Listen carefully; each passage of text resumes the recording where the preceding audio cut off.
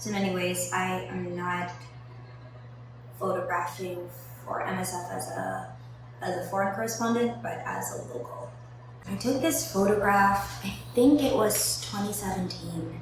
I took it in Tondo, Manila, which is one of the communities most affected by Duterte's war on drugs. Being able to document many different aspects of the same community has been really, really important to me. It came about when I was with one of MSF's local community partners, and in this case I was looking at what healthcare access looked like.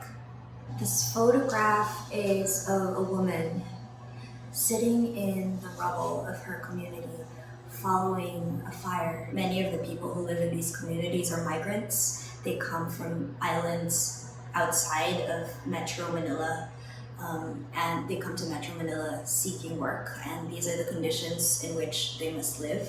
They also represent so many of the stories that happen across an archipelago of more than 7,000 islands. The images I took before this frame were of 3 little girls getting things from the rubble and pretending that they're guns. I found that really jarring, especially at the time when I was in the height of the Philippine drug war coverage, because so much of what was happening in these communities was gun violence. And in the midst of all that rubble, you see these 3 little, toddlers going through the rubble and finding ways to play. I think that the images, especially of that time and in those years, will go very far in terms of understanding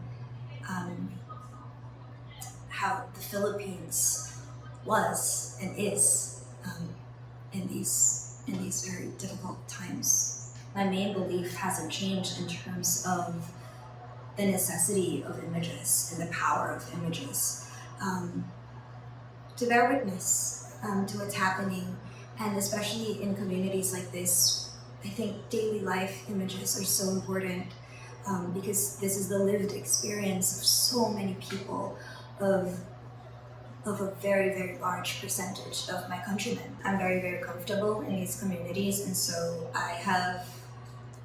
I'm very used to how I seek consent. It's usually, like a small gesture, eye contact, gesturing to my camera. In many ways, because I was with community mobilizers, they really trusted my presence in there. I think that in many ways, communities like the one I photographed in are failed by systems that are meant to support them. They're failed by things that should be a right for them, such as healthcare. There will always be a need for people to intervene, and there will always be a need for support from different sectors, including nonprofits.